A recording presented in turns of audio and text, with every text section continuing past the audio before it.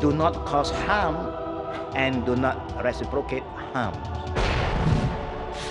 Every Muslim who believes in Allah and believe in Prophet Muhammad sallallahu alaihi wasallam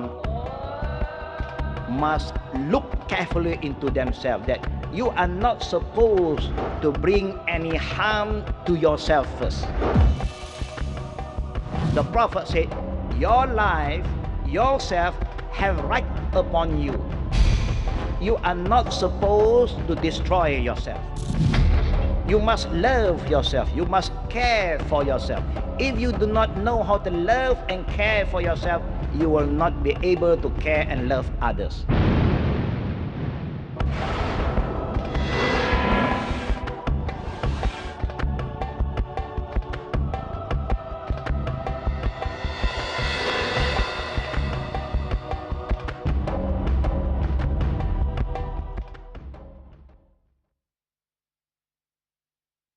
Our honor.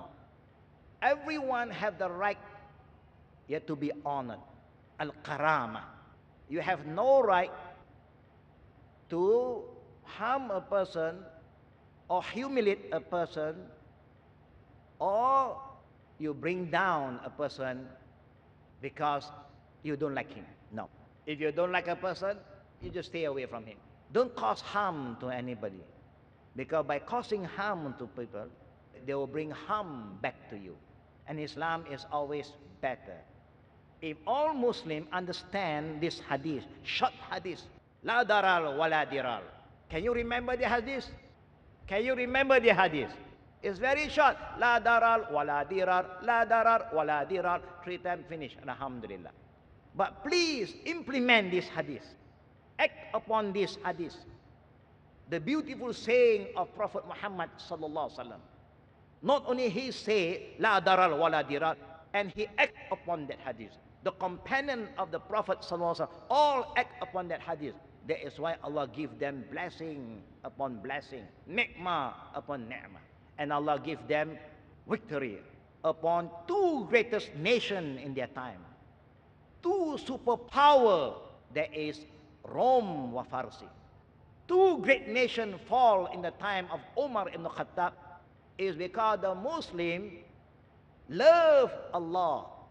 They are faithful to Allah, and the Muslim at that time, brothers and sisters, la daral wala, again, la daral wala dirar. May Allah bless you. May Allah bless all of us, and may Allah make us among the people of la darar wala dirar. Subhanakallahumma bihamdik. Ashhadu an la ilaha illa anta astaghfiruka wa atubu ilaik. Assalamu alaikum warahmatullahi wabarakatuh.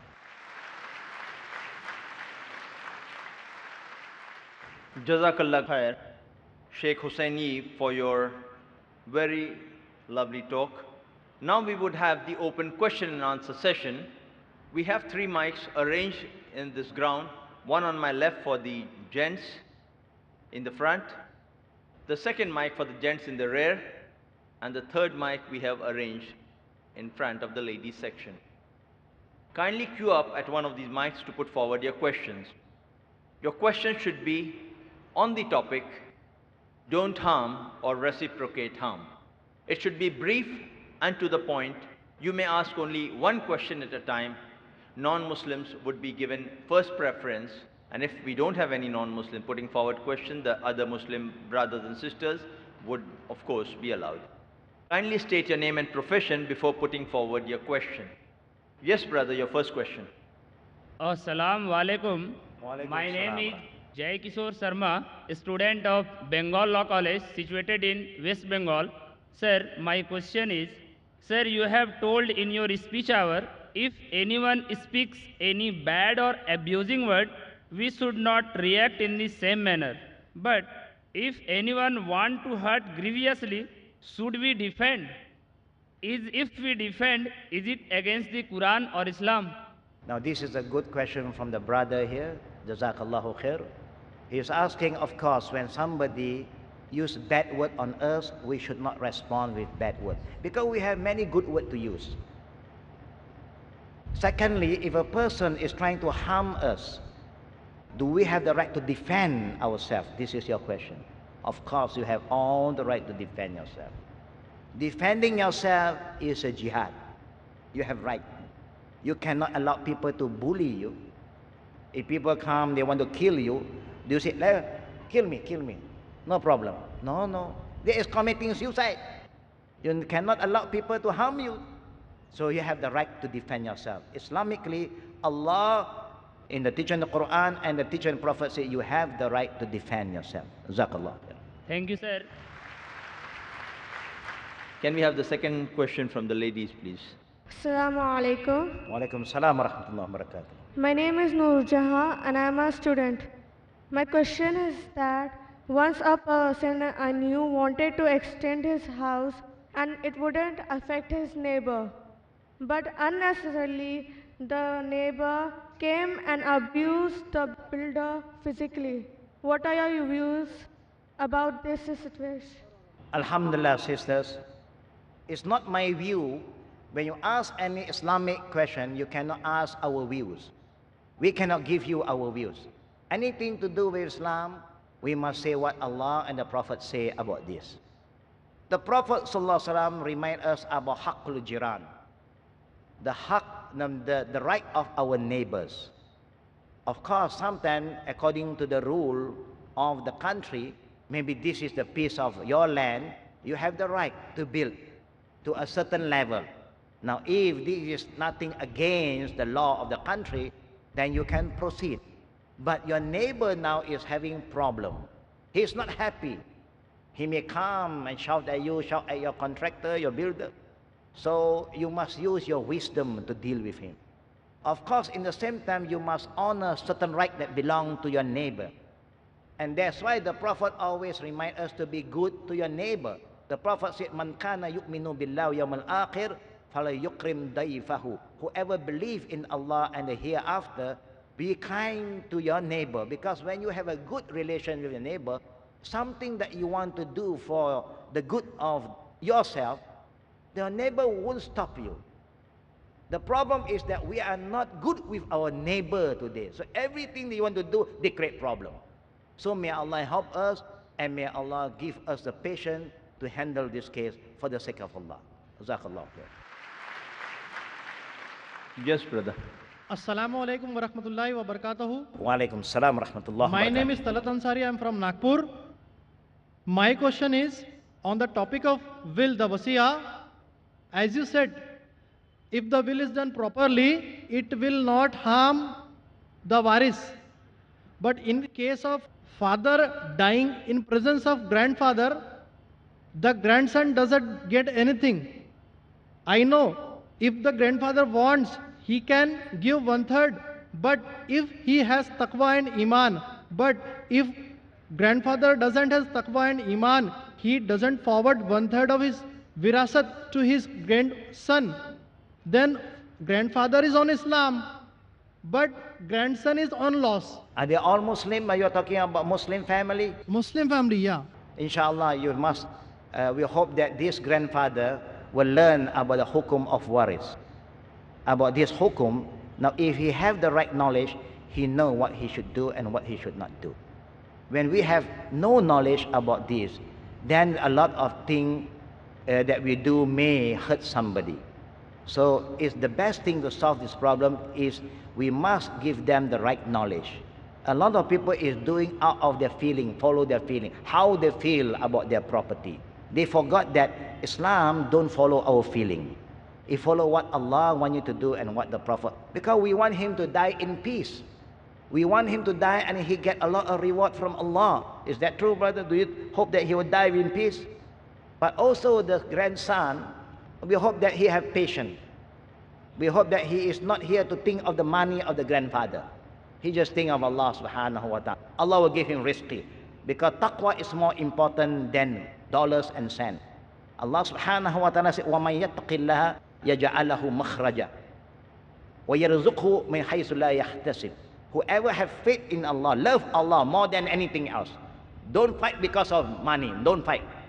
If anybody want, let them have. Inshallah, Allah will give you rizqi from places that you cannot imagine. Because huwa razzaq. He is Razak. May Allah bless us, inshallah. Jazakallah khair. Let's come under the shade of the scholars. So the issue is a problem of knowledge. Asim Al-Hakim. Why do people do bid'ah? Imam Malik said, whoever claims there is a good innovation in the deen, Salim Al-Amri. he is accusing that Prophet Muhammad did not convey the message. Dr. Mamdouh Muhammad. If you know that the Prophet ﷺ did something and I do something else, you have to follow the Prophet ﷺ. Don't follow me. Abdul Rahim McCarthy. But if each one believes his goal is to please Allah, to follow the sunnah of Rasulullah sallallahu alaihi wasallam. Abdul Rahim Green. I think this really is to do with your internal state. Where does the Quran and Sunnah point to?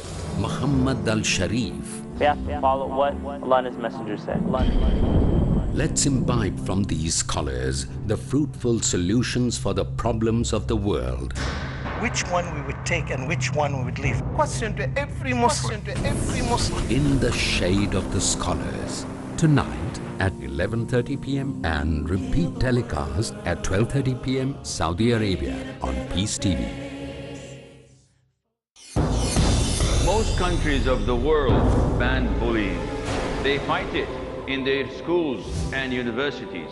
A lot of us are being bullied differently every single day. Some come up to us and say, do this, while others say, don't you dare. Some say this is halal, while others say, nope, this is haram. Are you confused? Do you feel lost? Join me in Umdat al-Ahkam, where with the grace of Allah, we will learn the proper knowledge from the Quran and from the Sunnah, which would help stop this kind of bullying. Join Asim Al-Hakim in Umdatul Ahkam next on Peace TV.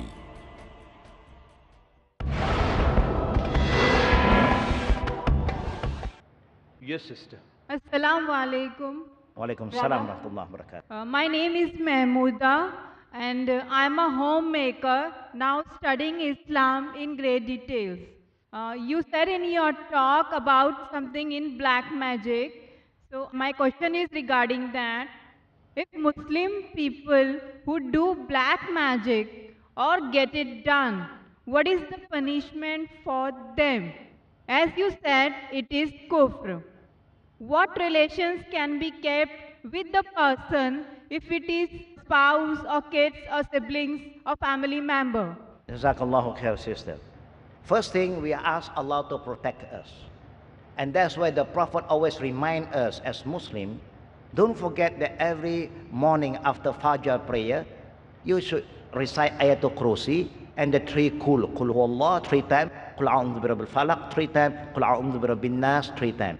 And also after each Salat Al-Khamsa, the Fard prayer, the Prophet recommends us to recite the 3 Qul and the Ayatul Kursi. And at the end after Maghrib, also the Prophet recommends us to recite all this and before you go to bed.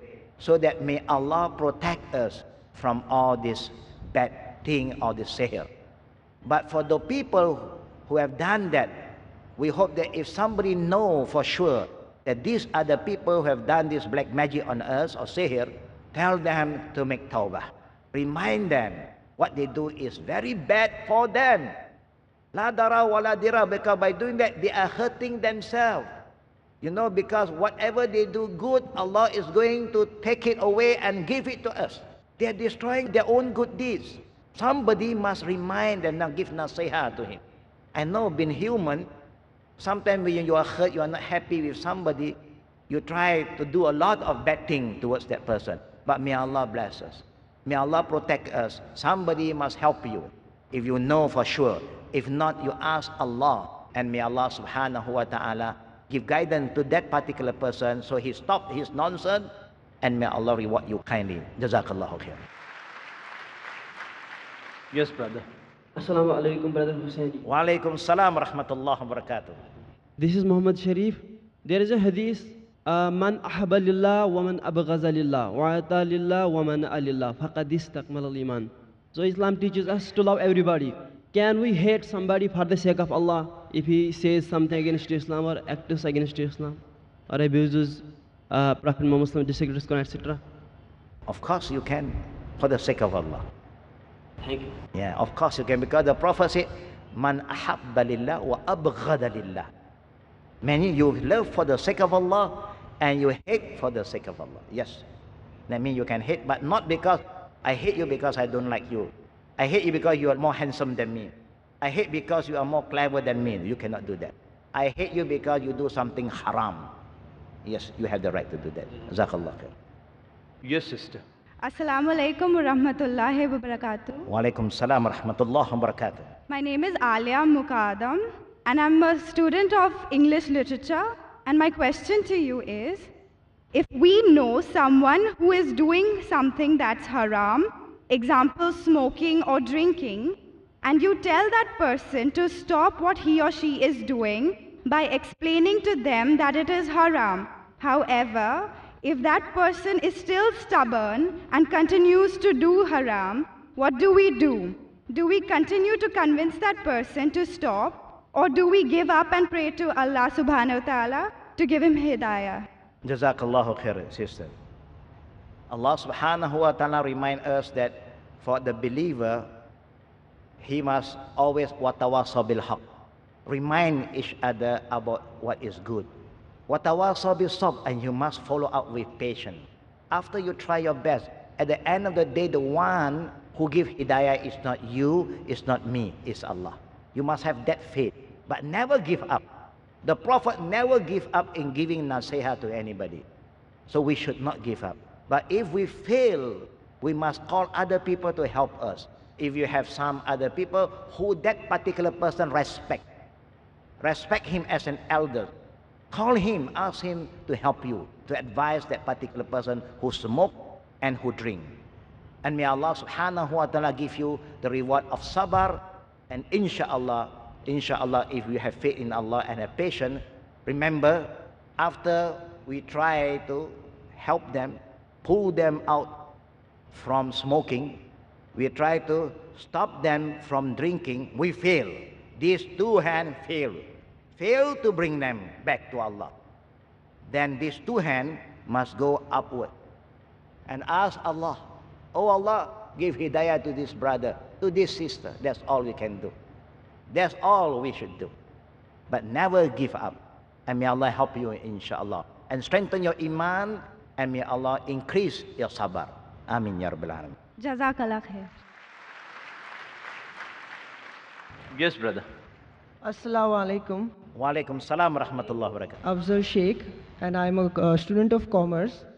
As you said in your speech that it is not right to harm anyone, but in a case if a person not only disobeys Islam but misleads other people about Islam and even insults or abuses Allah subhanahu wa ta'ala or the Quran or our prophets, then in such a situation, is it right for a Muslim to even harm or kill that person to save Islam?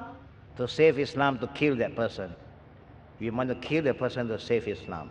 In Islam, there are sometimes Allah allow you. Allah do allow you to kill a killer for qisas.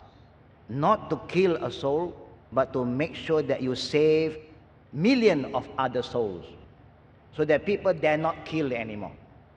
The Islamic law of qisas is not to kill, is to save life. And that's why in the Muslim country, brothers, you have a lot of peace. In the Muslim country, you hardly see anybody kill anybody. Because they know, the killer will know that if he was caught in killing, he will be killed. But you see, other than the Muslim country, killing every minute somebody dies, somebody kills somebody. So nobody's life is safe now. And we are living like in our own prison, with all the door closed, with the grill, with all the lock, with all the alarm, like we are living in our own prison today. Yes, you can do something for the sake of, if you want to protect the fitna from affecting a bigger group of people. You can do something, but not to the extent to kill first. For this kind of person, if he claims that he is a Muslim, then may Allah give him guidance again. Because he has forget the teaching of Prophet Muhammad sallallahu alaihi wasallam. But he has no right to criticize Allah. Even the Prophet and Allah forbid us who have belief in Allah to criticize and condemn other belief. You can invite others to Islam, but you cannot curse their religion. You cannot say bad word towards what they believe, because they may curse back Allah, and we don't like that to happen. To the extent. So your question is, can we kill? We say, no, we cannot kill until what Allah allow us. And when Allah allow, He don't allow you, He don't allow me. No. The law is not in our hand. It's in the hand of the court. Let justice prevail. Who will confirm whether this kind of thing, the punishment is so and so? Only in the court, the Islamic court, who follow the divine law. So may Allah save us from all this fitna. Jazakallah khair. Yes, sister. Assalamu alaikum wa rahmatullahi wa barakatuh. Wa alaikum salam wa rahmatullahi wa barakatuh. So myself, Fariha bint Hakimullah, and I'm science graduate. My question to you is, as we see in our society, some Muslim insult another Muslim. So what is our role in this context? Some Muslim what? Some Muslim insult another Muslim. Some Muslim insult another Muslim. If you are there, you advise him, ittaqillah. Say to him, fear Allah, brothers. Fear Allah, sisters. Nobody is perfect. If you say that that Muslim is wrong, maybe he or she is wrong, but nobody is perfect. But have mercy on him. Pray for him. Or I can help you to correct him, but don't insult him. Because when you insult him, you commit a sin. You commit a sin. For nothing, you commit a sin. So it's better for us not to insult another person, but to help the person. To have good feeling. Pray for him. Or ask somebody to talk to them so that they become a better person. I hope Allah subhanahu wa ta'ala will make us understand that none of us is perfect. It's always good to forgive. And the Prophet said, Irhamu man fil ard, yarhamkum man fis sama. If you show mercy to fellow Muslim, especially human on earth, what is on this planet, the one in the heaven will shower his mercy on you, inshallah. May Allah help us. Hayakallah. Jazakallah khair.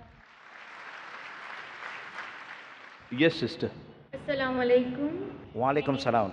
My name is Rushda Shabbir Wagu. I'm a commerce student. As you said in your talk, when two people are in Islam, they should communicate after 3 days, whatsoever be the reason of fight. Does it even apply if things go more complicated on further communication? Oh yeah, if you think that after 3 days, if you come back together, or you try to settle the problem, you try to build a good relationship back, will cause more harm. Yeah. Then you should try to stay away, but you are not supposed to talk bad about each other anymore. The reason the Prophet wants you to come back, because they do not want you to hate each other forever. That means you must stop hating each other, no more comment. If anybody talk about that person, no comment. Alhamdulillah, he's a good one. Because everybody, there is some good thing in them. And there is also some bad thing in every one of us. So we highlight the good thing of that person and we just leave him. The thing that the Prophet don't like is you keep on talking bad about that person even after 3 years. It's not good. Finish. 3 days, if I can't get close to him anymore, or he said, no, I'm not going to see you. I'm not going to meet you. But I'm not going to keep the anger in me anymore and the hatred in me. After 3 days, I ask Allah to forgive everybody and guide all of us. You can stay away with a good reason. What you say, if you're going to bring more harm, stay away for the sake of Allah. Inshallah. That is Islamic. Jazakallah khair, Sheikh Hussain Yee, for your valuable talk as well as answering queries from our audience. Inshallah, we hope to see you in our other program. Assalamu alaikum. Wa alaikum salam wa rahmatullah wa barakatuh.